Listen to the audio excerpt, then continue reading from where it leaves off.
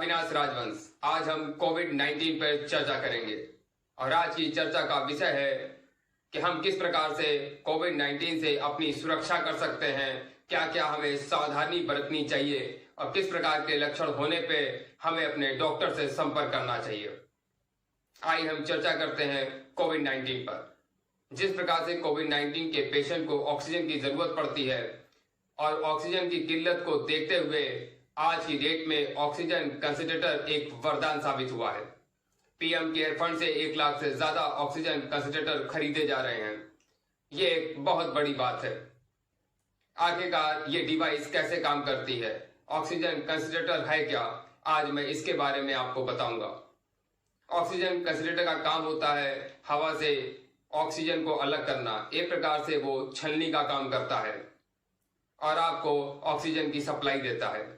आखिर ये किस प्रकार वर्क करता है? अगर हम कोई ऑक्सीजन कंसंट्रेटर खरीदते हैं तो हम 5 लीटर का या 10 लीटर का लेते हैं मान लीजिए, तो 5 लीटर वाला 1 मिनट के अंदर 5 लीटर ऑक्सीजन की सप्लाई करेगा और 10 लीटर वाला 1 मिनट के अंदर 10 लीटर की सप्लाई करेगा। उसी को हम फ्लो कहते हैं। अगर 5 लीटर वाला ऑक्सीजन कंसंट्रेटर 1 मिनट में 5 लीटर सप्लाई नहीं करता है तो वो ऑक्सीजन कंसंट्रेटर नहीं है। 10 लीटर वाला भी 1 मिनट में अगर 10 लीटर की सप्लाई नहीं करता है तो वो ऑक्सीजन कंसंट्रेटर नहीं है। इस चीज का ध्यान खरीदने से पहले जरूर दें। ऑक्सीजन कंसंट्रेटर में जो हम वाटर यूज करते हैं वो फिल्टर वाटर ही होना चाहिए। अगर हम फिल्टर पानी का अगर यूज नहीं करते हैं तो उससे बैक्टीरियल इन्फेक्शन होने के चांसेस बढ़ जाते हैं। आज इन्हीं सब चीजों की चर्चा लेकर के अभी कुछ देर में ही डॉक्टर के अग्रवाल, जो एक वरिष्ठ हृदय रोग विशेषज्ञ के साथ साथ पूर्व इंडियन मेडिकल एसोसिएशन के अध्यक्ष भी रह चुके हैं, उन्हें पद्मश्री से नवाजा भी गया है। वो आज आपको बताएंगे कि हम किस प्रकार से कोविड-19 से लड़ सकते हैं। साथ में जिस प्रकार से ब्लैक फंगस की बात सामने आ रही है, आज हम उस पर भी चर्चा करेंगे। और साथ में नरेश त्रेहान ने भी कुछ चीजें बताई हैं जिनको आपको ध्यान देना होगा। इन सब की बातों को सुनिए और उसको अमल करिए, तभी हम सब कोविड-19 से फाइट कर पाएंगे। आइए सुनते हैं। Finished my CT scan. Grossly, my CT scan is normal. The message is very clear. If you have received 2 vaccines and if you get corona, as I got it, you may have 2 phenomena, either significant pneumonia or you may get a significant inflammatory response. Yesterday, my CRP was 10.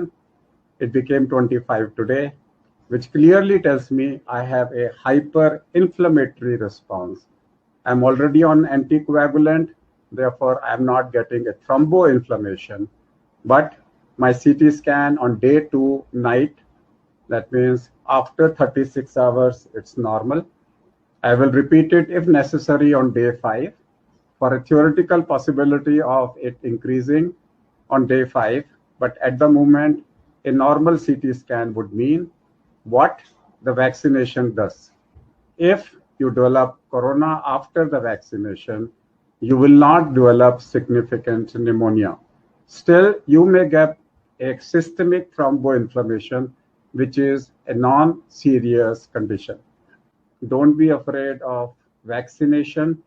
Vaccination ultimately will protect you from a serious corona. Namaskar. किसी भी vaccine के साथ में एक recommendation है कि 1 हफ्ता पहले और 1 हफ्ता बाद में अल्कोहल नहीं पीनी चाहिए। इसका कोरोना वैक्सीन से कोई ताल्लुकात नहीं है, सब वैक्सीन के लिए यही है। सीटी स्कैन का स्कोर अगर आपका 8 से कम है तो फिर आपको बिल्कुल चिंता करने की जरूरत नहीं है, ये माइल्ड है। 18 से ज्यादा है तो सीवियर है। Definitely you require intensive care. Covid के बाद में हेडेक बहुत कॉमन है। कईयों में तो headache is the only symptom. Headache blood pressure से भी हो सकता है, ऊपर नीचे हो गया क्योंकि आपका पोस्चर नहीं था, लेटे रहे 9 दिन, तो नेक स्टिफनेस से आपका टेंशन हेडेक भी हो सकता है, जिससे मसल टेंशन में आ गई आपके। और इन्फ्लेमेटरी हेडेक भी हो सकता है। अगर आपको हेडेक हो रहा है, पूरा सर को बांधना पड़ रहा है, वो टेंशन हेडेक है। लेकिन अगर आपको हेडेक एक साइड में या पीछे की तरफ हो रहा है तो फिर वो पोस्ट कोविड हेडेक हो सकता है। और एक पिक्यूलियर चीज है कोविड हेडेक की, ये सिर्फ मेफेनेमिक एसिड को रिस्पॉन्ड करता है। सब जगह देख रहे हैं कि कोविड हुआ, हार्ट अटैक से मर गया, कोविड हुआ, हार्ट अटैक से मर गया। अगर आप हार्ट के पेशेंट हैं तब तो आप हार्ट की दवाइयां ले रहे होंगे, वो मंजूर है। लेकिन ये सिचुएशन देख लीजिए, इन लोगों को हार्ट अटैक होने का खतरा ज्यादा होता है अगर इनको कोविड हो जाए तो। ये वो सारे लोग हैं जो प्री डायबिटिक हैं, ये सारे वो लोग हैं जिनको प्रो कोएगुलेटिव फेज होता है, प्रो इन्फ्लेमेटरी स्टेट होता है। इन सब के अंदर में साइलेंट हार्ट ब्लॉकेजेस हो सकती हैं और ये कोविड होने पे अचानक हार्ट अटैक होके इनकी मृत्यु हो सकती है। हाथ में देखिए, आप देखिए हर जगह में एक ही चीज कॉमन है, वो है कालापन। और कालापन कहाँ? जहां फोल्ड है।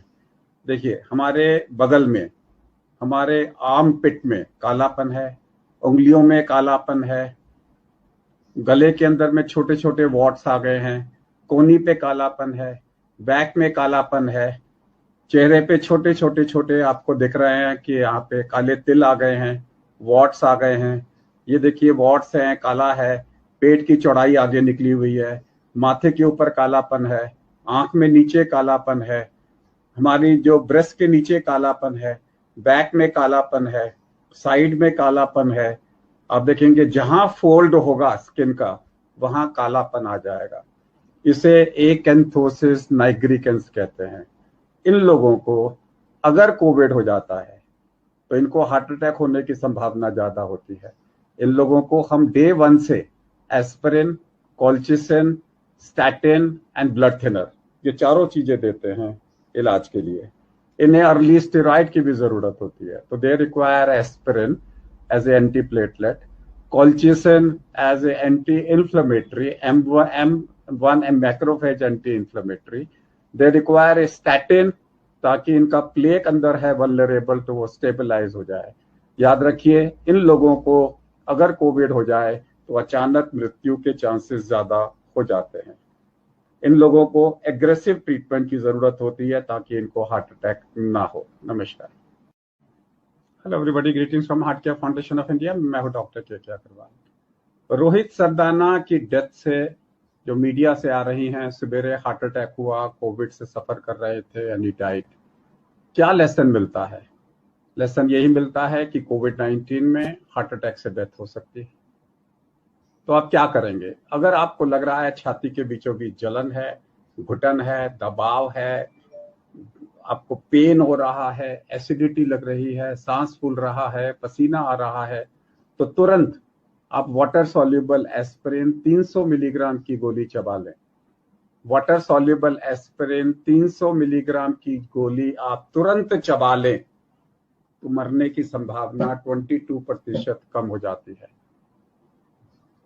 इस सिचुएशन में जो लोग यंगस्टर्स हैं, 30 साल से ऊपर हैं, अगर उनको कोविड है, अचानक छाती के बीचों बीच घुटन होती है, दबाव होता है, भारीपन आता है, हाथी ने पैर रख दिया, जलन होती है, सांस फूलता है, इमीडिएटली 300 मिलीग्राम की गोली एस्पिरिन की चबा लें। साथ में अगर आपके पास स्टैटिन है तो 40 मिलीग्राम रोजुवास्टैटिन या 80 मिलीग्राम एटोरवास्टैटिन ले लें। अगर आपके पास क्लोपिडोग्रेल है तो 75 मिलीग्राम की 8 गोलियां इमीडिएटली पानी के साथ में ले लें। नहीं है तो कोई बात नहीं, डिस्प्रिन इज दी नंबर 1। अगर आपके पास कॉल्चिसिन है 0.5 मिलीग्राम की 2 गोलियां आप ले लीजिए। कम से कम आपको इतना समय मिल जाएगा कि आप अस्पताल पहुंच सकोगे और आपका इलाज हो सकेगा। सो रिमेंबर, अगर आपको कोविड है और आपको ऐसा लगता है कि कोविड में मेरे को हार्ट अटैक प्रेसिपिटेट हो गया है, तो the main first aid is water soluble aspirin. 300 milligram की गोली को चबाना है। बाकी की जो मैंने दवाइयां बोली हैं फिर इंतजाम करो और मंगाओ, हॉस्पिटल में जाओ, बाकी सब कुछ करो। फॉर्मूला ऑफ 10 याद रखिए। किसी से मीटिंग करने जाओ, CRP कराने जाओ, 10 मिनट में बाहर निकल आओ। सीटी स्कैन कराने जाओ, बाहर कार में वेट करो, 10 मिनट के अंदर में सीटी स्कैन करा के बाहर निकल आओ। पेमेंट इलेक्ट्रॉनिक मोड से करो, रिपोर्टें इलेक्ट्रॉनिक मीडिया से करो, घर में किसी को बुलाओ, 10 मिनट से ज्यादा मीटिंग ना करो। मेरे पास में कोई साइंटिफिक एविडेंस नहीं है। पहले हम कहते थे मैक्सिमम 15 मिनट, मैं अब चाह रहा हूं इसको आप सब लोग 10 मिनट से भी कम में कर दें। Mucormycosis या black fungus, which has become very common. This can happen during the infection and post-COVID. So what happens is when the patient recovers, suddenly the symptoms to look out for is acute dental pain, which will not subside, sinusitis, headache, swelling around the eyes, kabhi blackish discharge from the nose, जो पहले कभी नहीं हुआ है.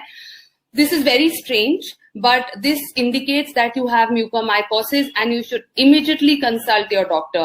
Whether आप dentist से बात कीजिए या अपने ENT से बात कीजिए, क्योंकि एक बार this starts, it spreads very rapidly and it is very difficult to control it.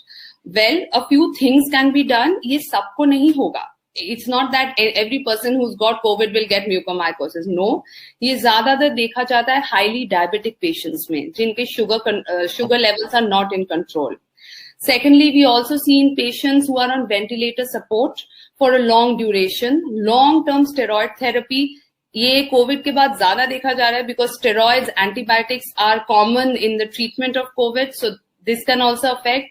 And fourthly, which is very important, जो मैं सबको बोलना चाहूंगी, a lot of us are using now oxygen concentrators in our homes, in our houses. You should never ever use a concentrator with tap water. हमेशा, ideally distilled water होना चाहिए, if not boiled or filtered water. Tap water is a very common source of this fungal infection. The concentrator की tubing should be regularly cleaned with soap and water and should be changed regularly. ये छोटी-छोटी चीजें हैं, but these need to be taken care of. If you're a diabetic, you've had COVID or have recovered from it, please make sure कि आपके sugar levels are under control. Your immunity is very important. The moment immunity goes down, this fungus sets in. So yes, this is something which is of concern and which is on a rise. And this needs to be, the most important thing is to identify it, be aware कि ऐसा कुछ हो सकता है, and to consult your doctor at the earliest before it becomes serious. Today in India, we are faced with this threat of coronavirus spreading widely. So what can we do to ourselves? If you find that somebody in your vicinity or where you are is coughing or sneezing, this virus spreads through the droplets that come out of when somebody coughs or sneezes. These are little droplets which the virus is being carried on. And if you find that you are in the vicinity of that person, put a distance of at least 2 meters between yourself and the person, because the droplets travel typically between 1 meter to 1.5 meters. So keep your distance as much as possible.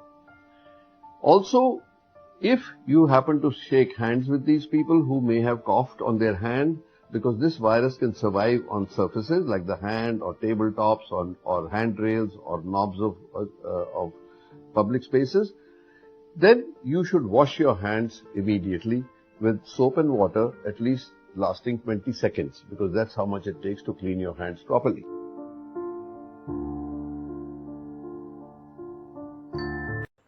हमारे देश में किस प्रकार के corona के आंकड़े बढ़ रहे हैं और घट रहे हैं, किन राज्यों में, और कितने एक्टिव केस हैं और रिकवरी रेट क्या है, अभी कुछ देर में जानेंगे हेल्थ मिनिस्ट्री से। लेकिन एक छोटे से ब्रेक के बाद कहीं मत जाइएगा।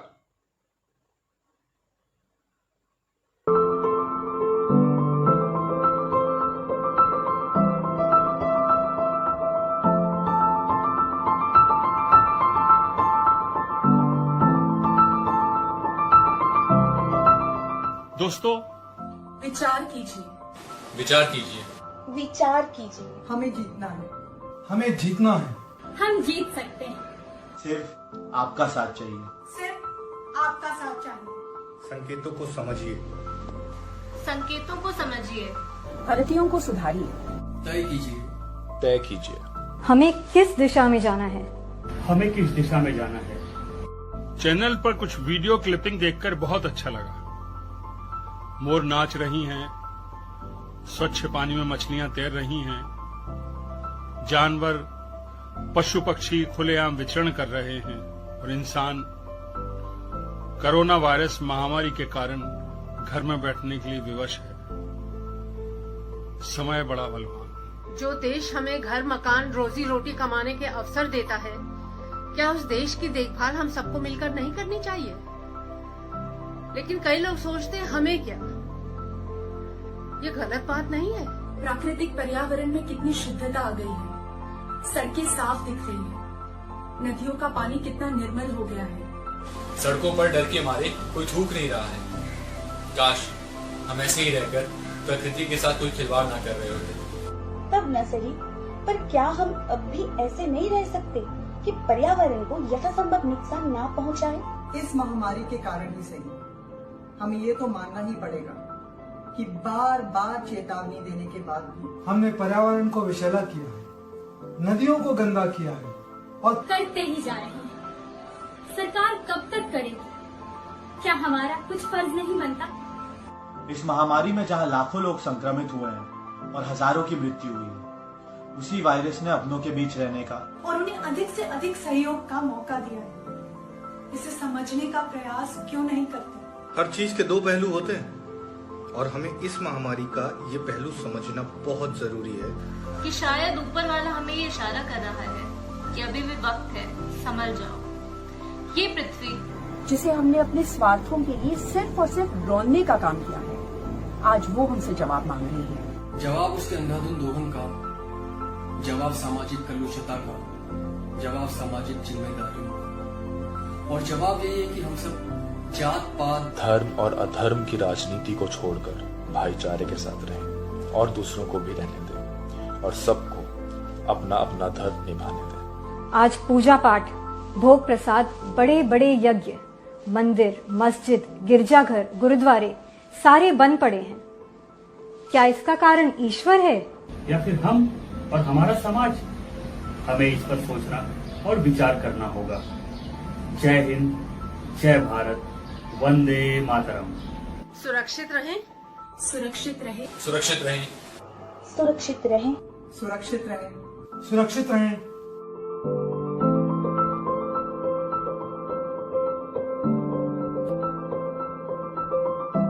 और अपना ध्यान रखें। अपना ध्यान रखिए, अपना ध्यान रखें, अपना ध्यान रखें, अपना ध्यान रखें, अपना ध्यान रखें।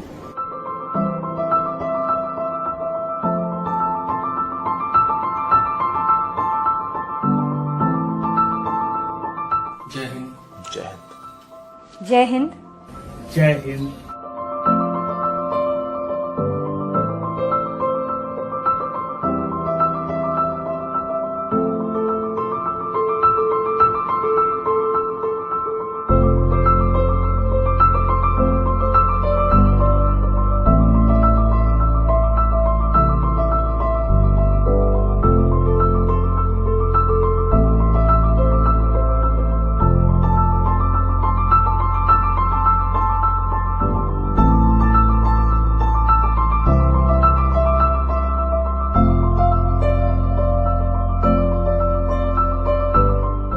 वंदे मातरम, वंदे मातरम, वंदे मातरम, वंदे मातरम, वंदे मातरम, वंदे मातरम, वंदे मातरम, वंदे मातरम, वंदे मातरम, वंदे मातरम, वंदे मातरम, वंदे मातरम, वंदे मातरम, वंदे मातरम, वंदे मातरम। सुरक्षित रहिए। जय हिंद, वंदे मातरम।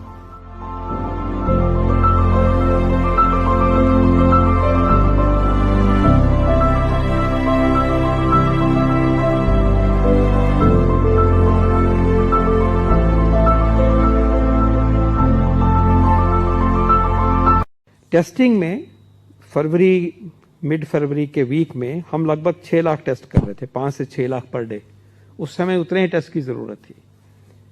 उसको बिल्कुल रैपिडली जब जरूरत बढ़ी तो टेस्टिंग हमारी कम नहीं हुई, स्टेबल नहीं हुई, because we had infrastructure, we had supplies, quickly ramp up हुई और 17-18 लाख पर डे पे 2.5-3 गुना के लगभग उभर के आई है।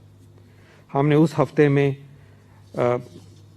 जो करे थे टेस्ट कुल वो 57 लाख के करीब थे और अभी जो करे हैं वो 1.3 करोड़ के लगभग हैं। दिखाता है कि टेस्टिंग बढ़ी उस रिस्पांस में। और इसी के बीच में एक बात सामने आई कि 1-2 या 3 दिन 19 लाख 80,000 के लगभग टेस्ट हुए, 2 या 3 एक दिन, फिर एक बारी और लगभग उसी के आसपास एक बारी और ये वर्ल्ड रिकॉर्ड है। इतने टेस्ट किसी भी देश ने कभी भी करके नहीं दिखाए। और इसमें जो हमारा मिक्स ऑफ आरटीपीसीआर और आरएटी है, रैपिड एंटीजन है, वो घटा नहीं, वो इंप्रूव हुआ। हम 70% को प्रोपोर्शन लेके चलते हैं कि पहुंचना है और क्लियरली आज 60% है। और इतने तेज गति से बढ़ाते हुए भी इसको दिखाया, स्टेबल रखा। और ये उसका नतीजा है, उन प्रयत्नों का नतीजा है जो कि अभी तक देश करता रहा है। और वो जो सब कुछ संजोया है ताकत अपनी, वो काम में आ रही है। ओवरऑल देश की वैक्सीन कवरेज देखें तो पाते हैं कि हमारे देश ने जो अब तक वैक्सीनेशन कवर किया है उसमें 18 करोड़ डोजेज दी जा चुकी हैं, जिसमें people above 45 years of age 13.74 crore doses, health care workers 1.62 crore doses, इसी तरह से फ्रंटलाइन वर्कर्स 2.25 करोड़ डोजेज। और वह आयु वर्ग 18 से 44 जो आयु वर्ग है उसमें करीब 42.59 लाख डोजेज दी जा चुकी हैं।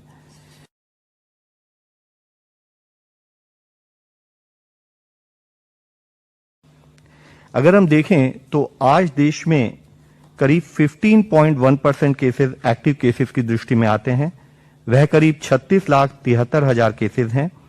देश में रिकवरी अराउंड 83.8% हो चुकी है। 2 करोड़ से अधिक लोग रिकवर होकर घर पर वापस जा चुके हैं। यहां मुख्य विषय हम आप लोगों की दृष्टि में लाना चाहेंगे कि हम पिछले 12 दिनों से एक्टिव केसेस में एक कमी देख रहे हैं। 3 मई में जो कि 17.13% एक्टिव केसेस थे वह घटते घटते अब 15.1% हो चुके हैं।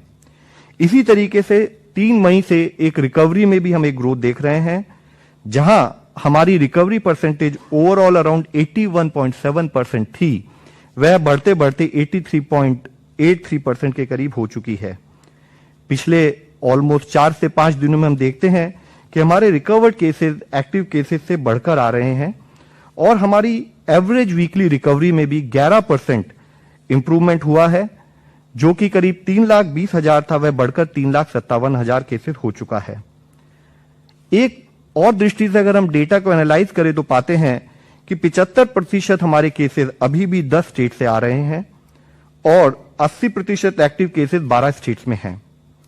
साथ ही एक पॉजिटिव डेवलपमेंट यह भी है कि कंटेनमेंट एफर्ट्स के द्वारा फील्ड में हम इंप्रूवमेंट पा रहे हैं और देश की पॉजिटिविटी पिछले 5 दिनों से 20% से कम पाई जा रही है।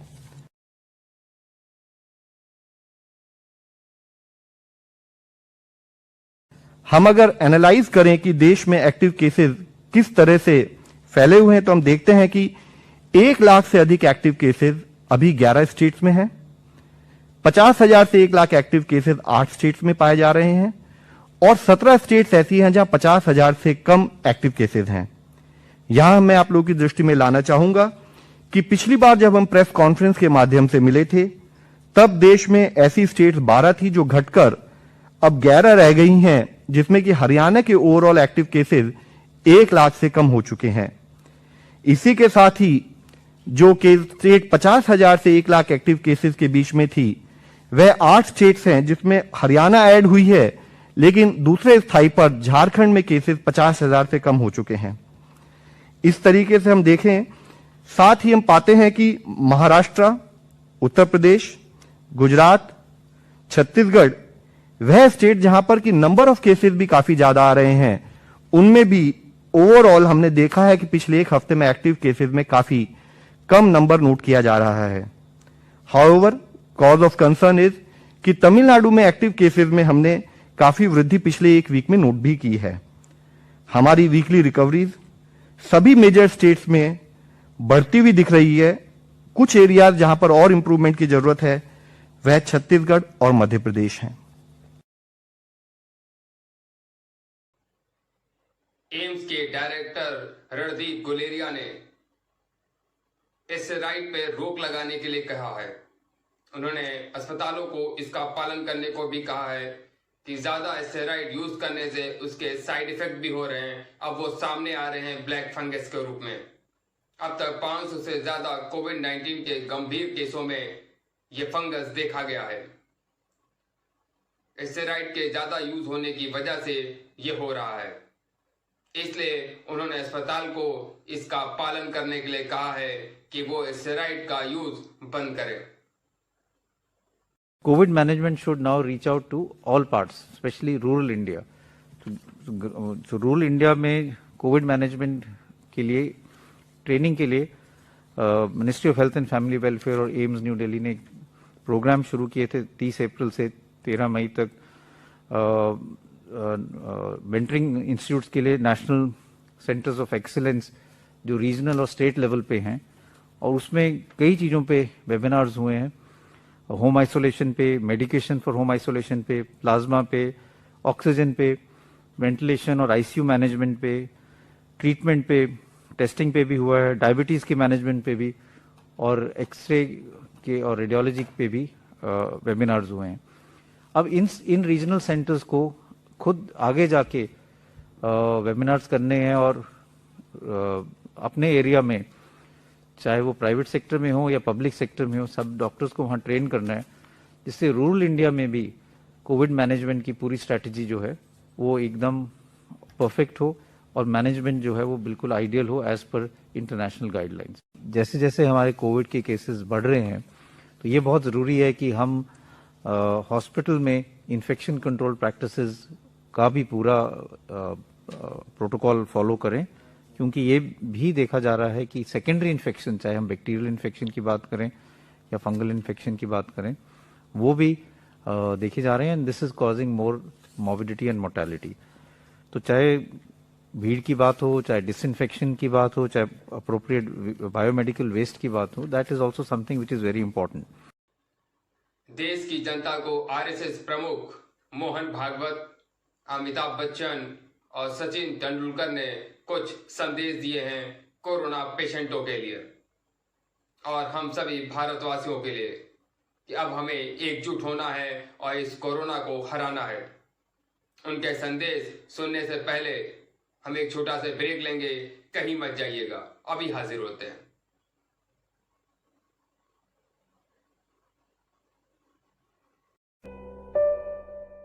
दोस्तों, एक प्रार्थना, एक आवाज, एक आह्वान, एक संदेश, एक निवेदन, एक प्रार्थना, एक आवाज, एक आवाहन, एक संदेश, एक निवेदन।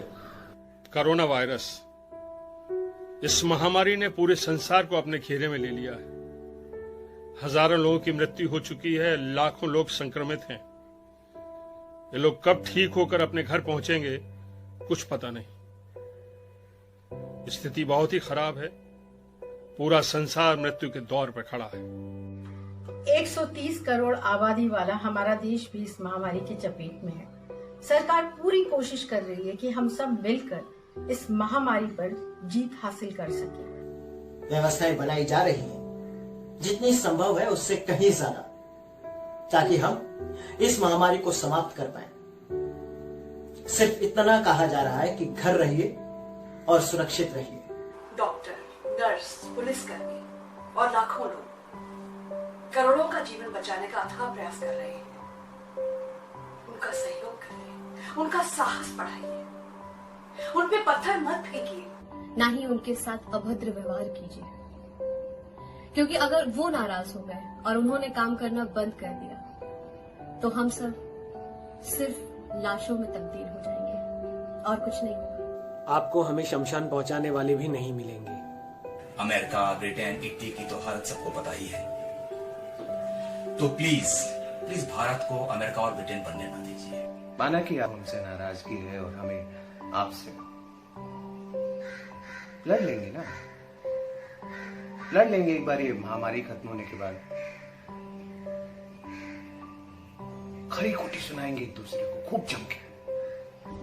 अरे अभी तो अपना जीवन बचा लो, वरना ये घर, गाड़ी, पैसा, बच्चों के लिए जो नए कपड़े लिए थे उनके जन्मदिन के लिए, सब यहीं रह जाएगा। अभी भी वक्त है प्यारे, संभल जाओ, बचा लो मेरी और अपनी जिंदगी। जान है तो जहान है। त्योहार आ रहे हैं, मिलना नहीं है, मिलना है ना।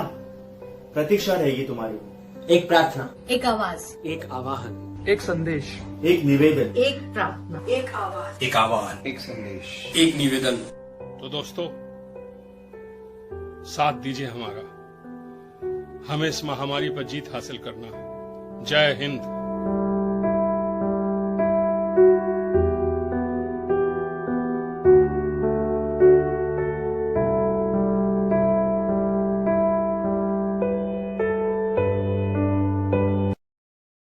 अनेक जगह, अनेक परिवारों में कोई अपने, कोई आत्मीय बिछड़ गए। अनेक परिवारों में तो भरण पोषण करने वाला ही परिवार का सदस्य अचानक चला गया। 10 दिन में जो था वो नहीं था, ऐसे हो गया। और इसलिए अपने वाले के जाने का दुख और भविष्य में खड़े होने वाली समस्याओं की चिंता, ऐसी दुविधा में तो परामर्श देना, सलाह देना, इसके बजाय पहले तो सांत्वना देना। लेकिन ये सांत्वना के परे दुख है। इसमें तो अपने को, अपने आप को ही संभालना पड़ता है। हम अपनी सहसंवेदना बता सकते, बता रहे हैं। और यहाँ पर्दे पर केवल पूरी संभावना नहीं बता रहे, संघ के स्वयंसेवक सर्वदूर इस परिस्थिति में समाज की जो भी आवश्यकता है उसकी पूर्ति करने के लिए अपने अपने क्षमता के अनुसार सक्रिय है। परंतु ये कठिन समय है। अपने लोग चले गए, उनको ऐसे असमय चले जाना नहीं था, परंतु अब गए, अब तो कुछ नहीं कर सकते। अब जो परिस्थिति है उसमें हम है, और जो चले गए वो तो एक तरह से मुक्त हो गए। उनको इस परिस्थिति का सामना अब नहीं करना है, हमको करना है। पीछे हम लोग हैं, हमको अपने आप को और अपने सबको सुरक्षित रखना है। और इसलिए हमको नेगेशनिज्म नहीं चाहिए। कुछ नहीं हुआ, सब कुछ ठीक है, ऐसा हम नहीं कह रहे। परिस्थिति कठिन है, दुखमय है, मनुष्य को व्याकुल करने वाली है, निराश करने वाली है। लेकिन ये परिस्थिति है, इसका स्वीकार करते हुए हम अपने मन को निगेटिव नहीं होने देंगे। हम हार की चर्चा में बिल्कुल रस नहीं रखते, क्योंकि हमारी हार नहीं होने वाली है। हमको जीतना है। संपूर्ण राष्ट्र को अपने उत्साह से, अपने वक्तृत्व से, अपने करने से चर्चिल ने इस मनस्थिति पर खड़ा किया कि चाहे जो हो, हम हारेंगे नहीं, हम शरण नहीं जाएंगे, हम जीतेंगे। और वो जीते, विपरीत परिस्थिति में जीते। उस समय का डाटा अगर फीड करते कंप्यूटर में, तो कंप्यूटर कहता कि इंग्लैंड बेचिराग हो जाएगा। लेकिन लगातार महीना भर दिन रात बम के रेड़ों को झेलकर ब्रिटेन की जनता ने अपने देश को केवल टिकाया नहीं, तो उस शत्रु को पूर्ण परास्त किया। ये क्यों हुआ? क्योंकि ये प्रवृत्ति ही ऐसी थी। सामने जो संकट है, जो दुख है, जो अंधकार है, उसको देखकर वो निराश नहीं हुए, उन्होंने उसको एक चुनौती मान लिया। हमको भी ऐसा संकल्प करके इस चुनौती से लड़ना है और संपूर्ण विजय इस पर पाएंगे, तब तक सतत प्रयास करते रहना है। संकल्प की दृढ़ता का जैसे महत्व है, वैसे प्रयास के सातत्य का महत्व है। पहली लहर आने के बाद हम सब लोग जरा गफलत में आ गए। क्या जनता, क्या शासन, क्या प्रशासन मालूम था। डॉक्टर लोग इशारा दे रहे थे, फिर भी थोड़े गफलत में आ गए। इसलिए संकट खड़ा हुआ। अब आगे तीसरे लहर की चर्चा कर रहे हैं, तो डरना है क्या उस चर्चा के कारण? डरना नहीं है। अगर वो आती है तो जैसे चट्टान पर टकराकर सागर की लहर चूर चूर होकर वापस लौटती है, वैसे उस आपत्ति को लौटना पड़े, ऐसी तैयारी हमको करनी है। ये प्रवृत्ति चाहिए, उसकी आवश्यकता है, और उस दृढ़ता के साथ सतत प्रयास हमको करने हैं। Namaskar, my name is Amitabh Bachchan. I read recently that hope is not a strategy. Hope is not a strategy. The author meant to express the notion that actions are more important than words. Yes, there is a certain unassailable reasoning when you look at it that way. But, like many pithy sayings, hope is not a strategy is often overused, and we miss the very point of hope. Yes, hope alone is not the strategy. But when hope guides our actions, great things are possible. Every day we all hear of amazing human stories of people coming together to help each other. Every day we discover more evidence of the indomitable human spirit, of the selfless actions of our frontline workers and COVID warriors. And every day the darkness turns to light, because people choose to come together and stand together. This evening we are again coming together, guided by hope, that in doing so we will all contribute in our fight for India. We must believe that great things are possible when we come together. Our history is testament to the fact that every time we have come together as a people, we have achieved the impossible. Today, the challenge before us is daunting. But it will always fall short of our collective resolve to win. So I say to you that hope is not a strategy. Sometimes it is the only strategy. Let hope guide our thoughts and actions. Let's come together. Let us all come together for India. नमस्कार। रुके न दे, धनुष उठा प्रहार कर, तू सबसे पहला वार कर। अग्नि सी धधक धधक, हिरण सी सजग सजग, सिंह सी दहाड़ कर, शंख सी पुकार कर। रुके न तू, थके न तू, झुके न तू, थमे न तू, सदा चले थके न तू, रुके न तू, झुके न तू।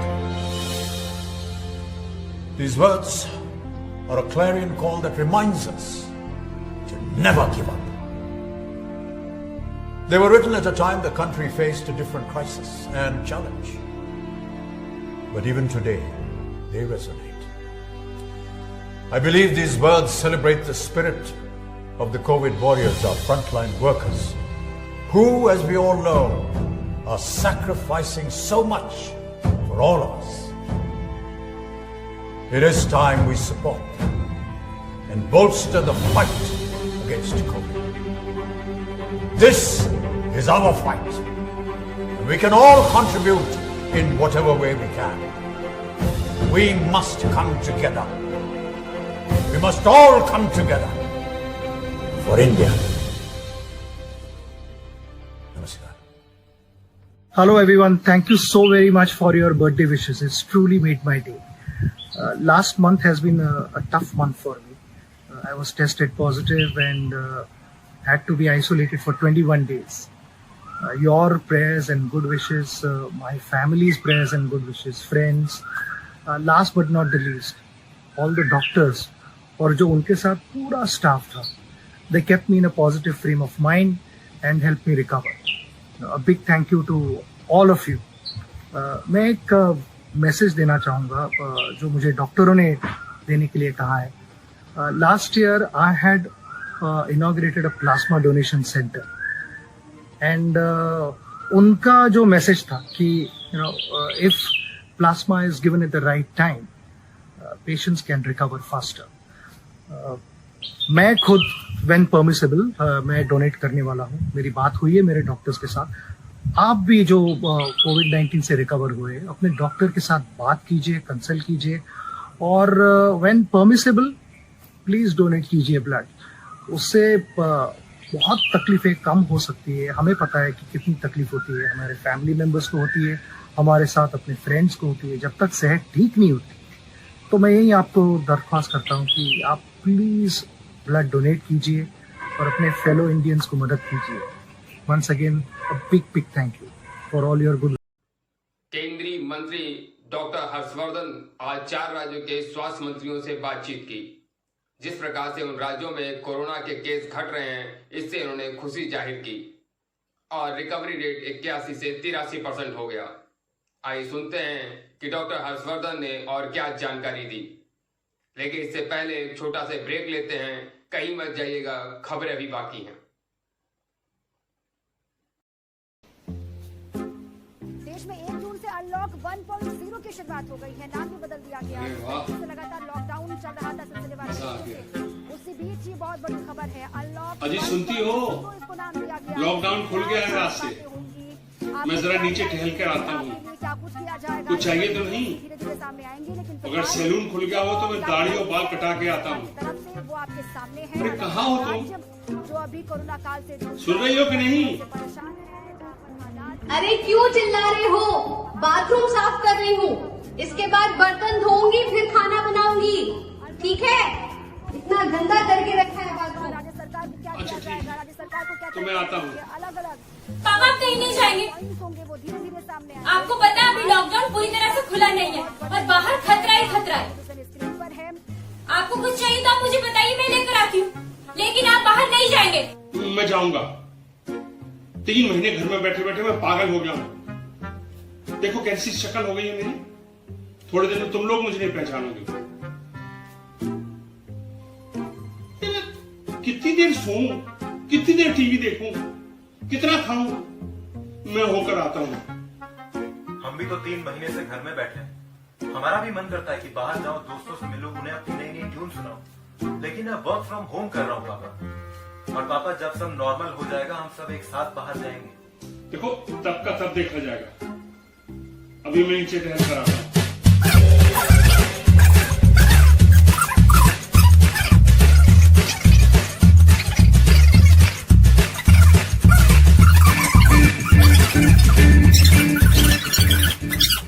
अरे तुम लोग समझते क्यों नहीं? घर में बैठे बैठे मुझे बहुत बेचैनी होने लगी है. अरे मैं मास्क लगा के जाऊंगा, सैनिटाइजर अपने साथ रखूंगा. पापा समझते क्यों नहीं?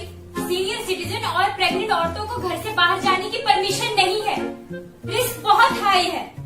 एक्सक्यूज मी, ना तो मैं अभी सीनियर सिटीजन हूँ और ना ही मैं प्रेग्नेंट हूँ. फिर भी आप बाहर नहीं जाएंगे.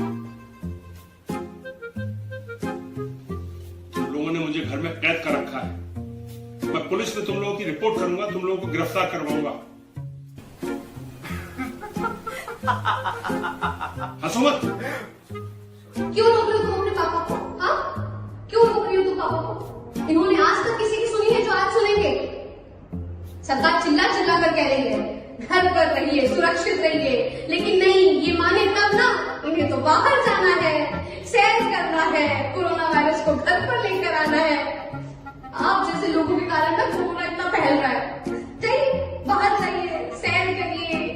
मैं तो कहती हूँ अपने दोस्तों को गले लगा कर आइए.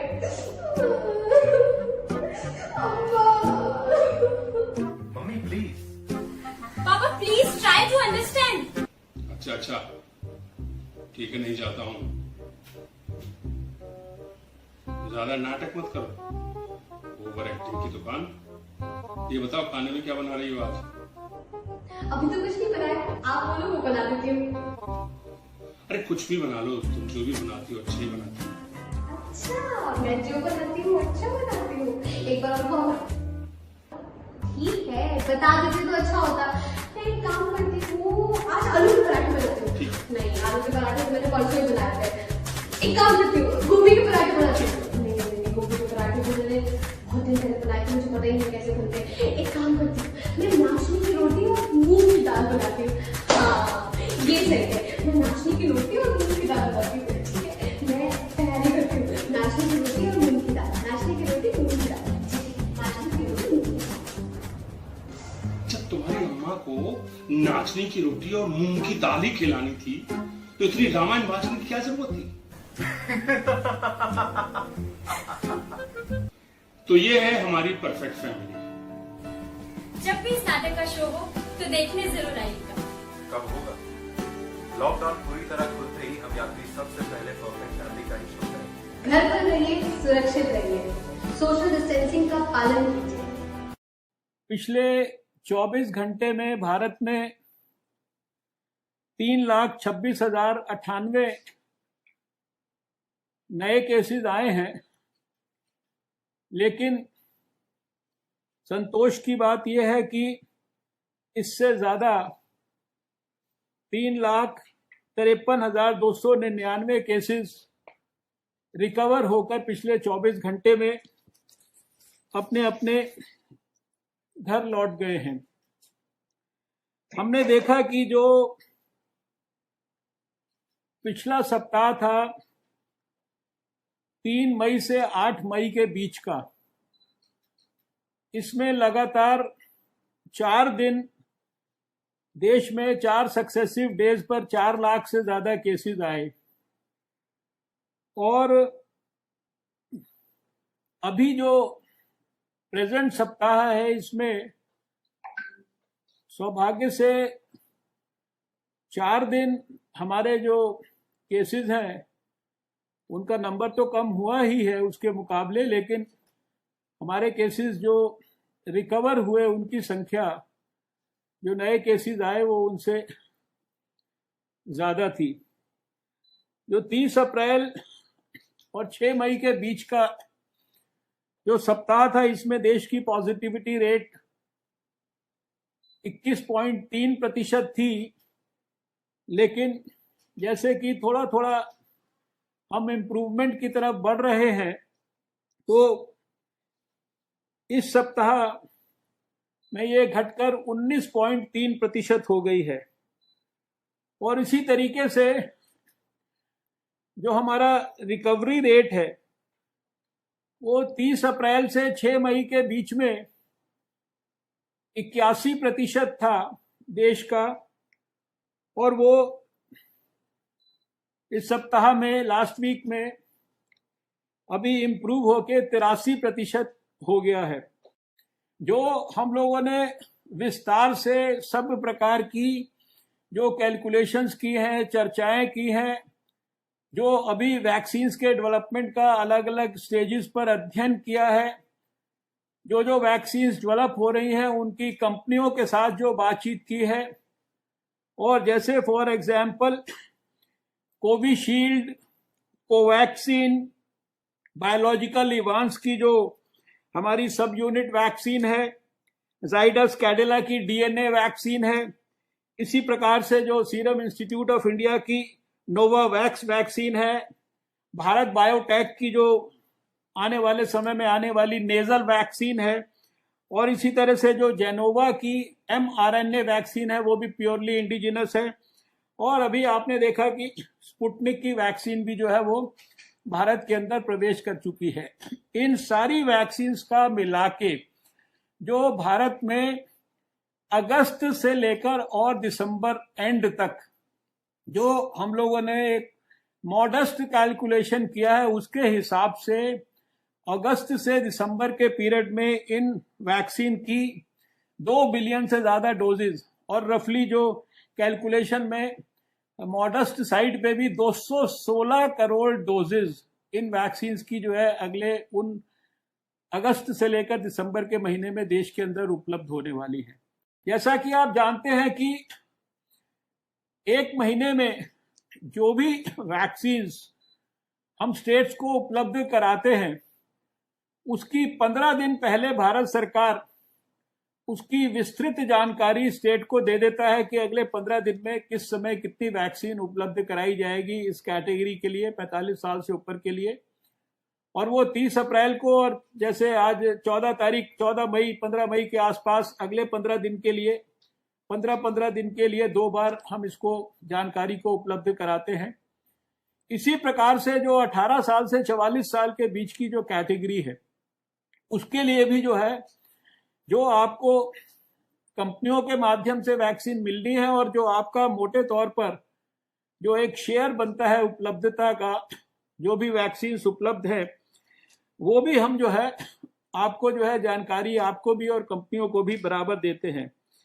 और इसके लिए ये भी अनुरोध किया गया है कि जो हमारी स्टेट्स हैं वो एक टीम बनाकर और लगातार एक तरफ वैक्सीन मैन्युफैक्चरर्स से और दूसरी तरफ हमारे यहाँ स्वास्थ्य मंत्रालय में भी एक कोर टीम बनी हुई है, उस कोर टीम के साथ बराबर कोऑर्डिनेशन करें और अपने स्टेट में जो 18 से 44 साल की भी जो वैक्सीन के उपलब्धता के हिसाब से अपनी प्लानिंग को सुनिश्चित करें। चारों स्टेट्स में भी और सारे देश के भी आंकड़ों का विश्लेषण करने के बाद ध्यान आता है और उसी के कारण हम लोगों ने जो बराबर आग्रह पूर्वक पिछले समय में सभी स्टेट्स को अधिकारियों के माध्यम से भी और आज मंत्रियों के माध्यम से भी ये आग्रह किया है कि अब जो हम वैक्सीनेशन कर रहे हैं उसमें 45 साल से ऊपर की कैटेगरी के जो लोग हैं जिनके लिए पूरी की पूरी वैक्सीन भारत सरकार उपलब्ध करा रही है लगातार 16 जनवरी से लेकर आज तक, वहां पर आप सब मिलकर स्ट्रैटेजाइज कर प्रायोरिटाइज करके और गहराई और गंभीरता से जिन लोगों को सेकंड डोज नहीं मिली है उनको सुनिश्चित करें कि उनको अपनी स्ट्रैटेजी में सेकंड डोज जल्दी से जल्दी मिल जाए। और भारत सरकार ने इस प्रकार का आग्रह किया है कि आप इस सेकंड डोज को कम से कम टोटल डोजेज में 70% डोजेज जो है वो सेकंड डोज की होनी चाहिए। मुझे पूरा विश्वास है कि हमारे मंत्री सहयोगी इस बात को अपने अपने स्टेट्स में निश्चित रूप से सुनिश्चित करेंगे। नमस्कार दोस्तों, मैं ओम कटारे, लेखक, निर्देशक, अभिनेता, यात्री थिएटर ग्रुप मुंबई। आज देश का हर नौजवान कलाकार बनना चाहता है, इसमें कोई बुराई नहीं है, लेकिन सही मार्गदर्शन, सही दिशा मिलना बहुत बहुत आवश्यक है। कॉम्पैग्नो न्यूज और यात्री थिएटर ग्रुप मुंबई आपके लिए ला रहे हैं रंग कार्यशाला यानी थिएटर वर्कशॉप। इस वर्कशॉप में आप अपने अंदर के कलाकार को पहचानेंगे, अभिनय की बारीकियों से रूबरू होंगे, अपने अंदर की अच्छाइयां बुराइयों से आपका परिचय कराया जाएगा ताकि आप उन पर काम कर सकें। ये वर्कशॉप ऑफलाइन ऑनलाइन हो रहे हैं। आप इस ईमेल पर अपनी डिटेल भेज सकते हैं hr@cssplindia.com या व्हाट्सएप नंबर पर भी अपनी डिटेल भेज सकते हैं। नंबर है 9198901347। आइए इस वर्कशॉप का हिस्सा बनिए। मुझे पूरा यकीन है कि इस वर्कशॉप के बाद आप अपना जीने का नजरिया बदल देंगे।